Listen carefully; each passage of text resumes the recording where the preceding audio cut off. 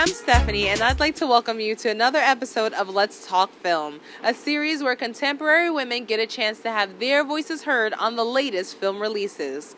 Today's film we'll be reviewing is Gary Marshall's new release, New Year's Eve. We're shooting at Stand For Burger, a stylish restaurant known to serve some of the best burgers in New York City.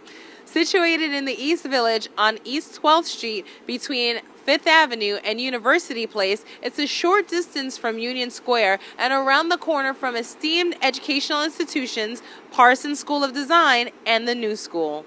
With its array of gourmet burgers, great shakes, and other appetizing comfort foods, Stand Burger remains a favorite amongst the most faithful of burger lovers. Let's go inside and have a bite.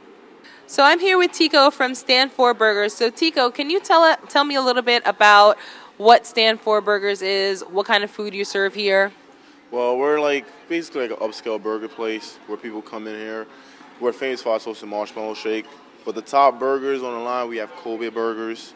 We have our Bourbon Street burgers. Those are our top two selling burgers. Most people, when they come in here, they go for our sweet fries. That's like the main thing. Either that or our bread and butter pickles, which are deep fried pickles. Both of those come with like size of sweet mustard. So that's something, if you come to Stand For, you should try. So you said that this is an upscale burger place. What makes it upscale?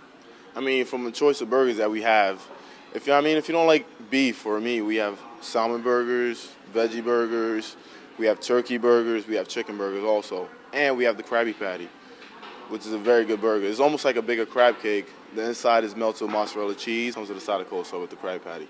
Okay. And can you tell me a little bit about the decor here? Like, what are some of the inspiration, or what is some of the inspiration behind the way this the restaurant is designed?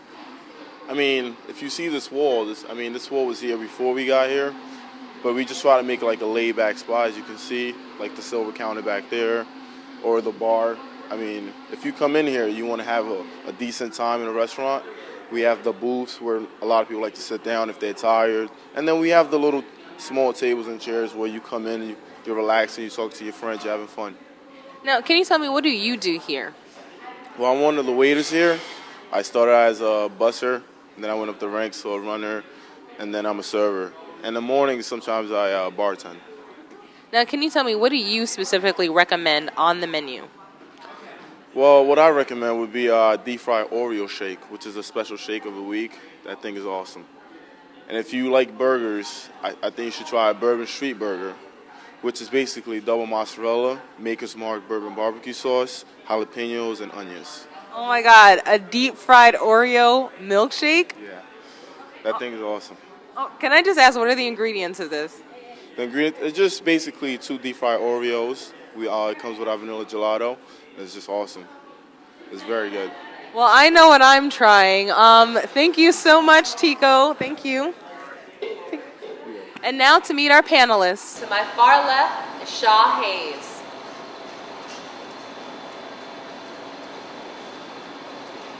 To my immediate left is Joanna Rudolph.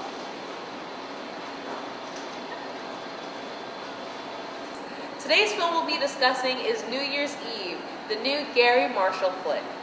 So ladies, how do you feel this film fares as far as being a holiday classic? Do you think it can become a holiday classic? No. Why do you think it falls short of having that longevity? When I think of movies that like Miracle on 34th Street, stuff that to me that touches the heart, that really make you, like, I mean, I can think of times when movies made me cry to the point uncontrollably that I can remember and it stayed with me forever. That's not New Year's Eve. It's a cute film, it's an okay film. Yeah. No, it's not to that level. It's not a unique film.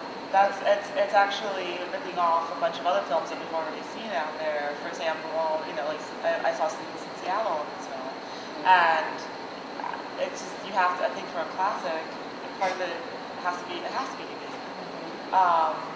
And there's too many celebrities in this film. I was gonna say too many. you can have an ensemble cast and it can make a film work. You know, if I think about films like Steel Magnolias, you know what I mean? Exactly. They, you know, had a great cast to it. Has had longevity as far as I know. You know, and I guess in some ways it's a classic on its own. But with this film, there were too many people. I can't remember the characters. You don't really get caught or attached to any one particular, you know, group, scenario, couple for too long. Everything resolves itself. I must say there were some characters, and this also I feel connects to why this can't necessarily be a classic. There are some characters and some people who just didn't need to be in that film, and I can think of one. Name one. Oh, What would you think? Ludacris Bridges. Oh, yeah. Anybody could have played his character. I was Anybody. so I was just like, but then it's getting to the point where then, when was the cutoff of the ensemble of characters? That's what- Like, yeah. they say, you know, we want to get to 40 people. It just kept on going. Yeah. I was like, when I thought it ended, it didn't. It was like, oh my god, another Right. one? Like, there's another one, Alyssa Milano. She just popped out. I'm like, what? Who? Is that her? definitely did have a lot of cameos. No. A lot of cameos. And then the sense of the movie wasn't really to me about holiday. It was more, I don't know. It didn't really, I didn't really get the whole, to me it didn't really pull me into thinking about, like, God, I can't wait for New Year's Eve. Like, that's what I want when I watch a movie about holidays. I want to have the anticipation of that day coming, and it didn't make me feel that way. I must say, that is one thing I think the film did do well. I thought the film really captured what New Year's Eve and New Year's is in New York City. Because the cutting, the amount of characters you had, the amount of stories, like it's a whole lot coming at you at one time, and that's what people usually think of the city. It's frenetic. Yeah. Right? The New York City's a good adjective for that would be living here is frenetic lifestyle, and I think the movie was frenetic, so in that sense, yes.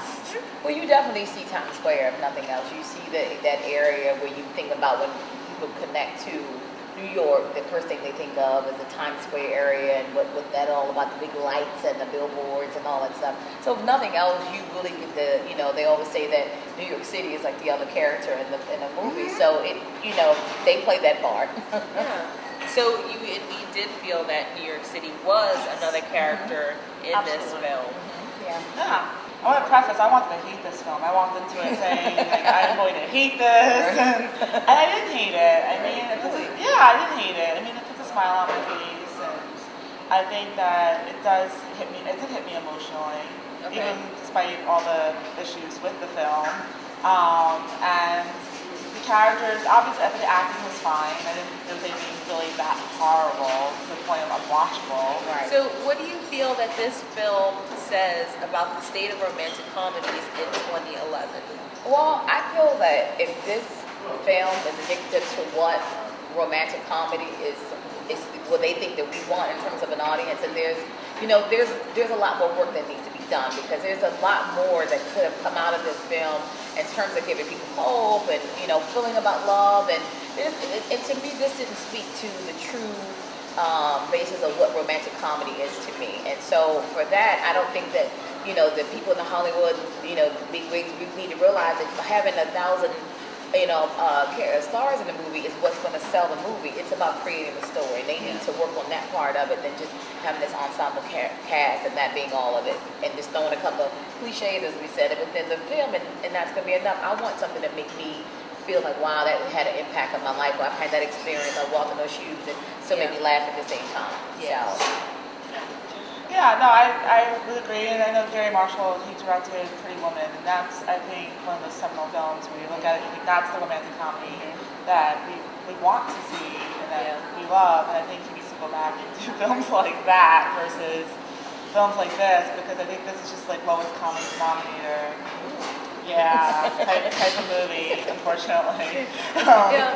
So, yeah, it was funny reaction. I was just like,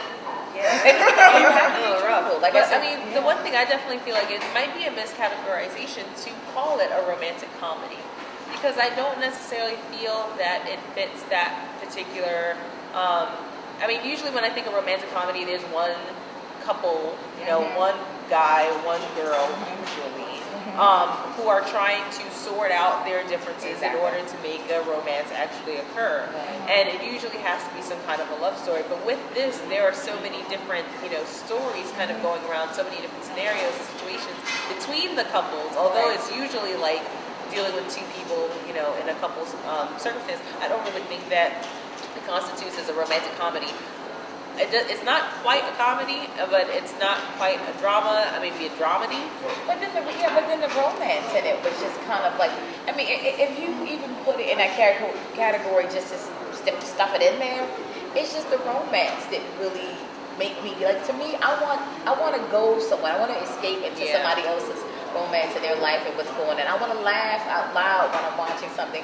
And when those two don't come together, then it's kind of like we're just stuffing it in there because there's nowhere else to put it. But you can't be in this genre and not actually live up to the expectations of what it's supposed to be. So does this film inspire any emotions or hope for you personally for the next coming year? Inspire emotions or hope? I hope they would never make a film with 8 subplots in it ever again.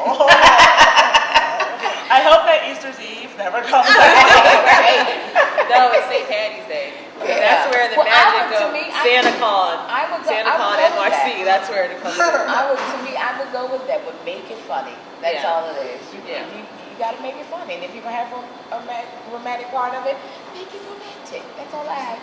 Well, this film is clearly, like, everyone who's at least residing in the film, recession-proof. Right, exactly. That's actually one of the things that made me also not able to relate to this film and also kind of dislike it. I'm like, why does everyone have the greatest job in the world? Exactly. Why is everyone, oh my God, this is such a big deal. Everyone makes money, everyone has money, and it goes back to that falsehood of New York City being this place of wealth. And it's like, no, our streets are not paved with gold.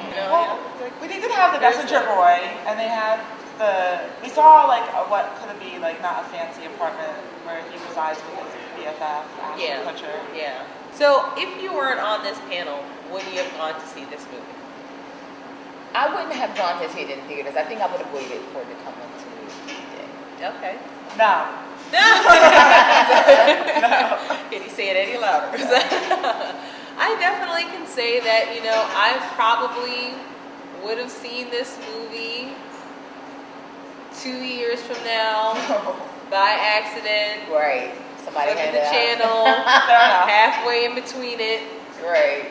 And then took a bathroom break. Right. And then maybe if I see it 2 years from now, I have a different perspective about it. I don't know. Yeah. And that's it always makes me want to go back and see Valentine's Day to make me think what was the success of the movie because it was just this ensemble cast that everybody just ran out because it was, or did the story really make you really feel like, oh, I really appreciated the story? So because it made me think that, well, how did they drop the ball so much in between to not make them think that they should do a little more in terms of the content of the story? So I probably will go back and watch. Well, you watched Valentine's Day. I did. So, I haven't seen the film either, so I definitely I'm curious. Yeah, I saw it. I'm more curious now, just to compare and contrast the two. Well, thank you, ladies, so much for your insight. I definitely appreciate your point of view.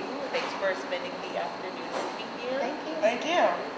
I want to say thank you to Peter Raimundi for allowing us to shoot here in Stand 4. This has been another episode of Let's Talk Film. Today's film we discussed was Gary Marshall's New Year's Eve. Check us out at www.letstalkfilm.com. Until next time, I'm your host, Stephanie. Keep watching and keep talking film.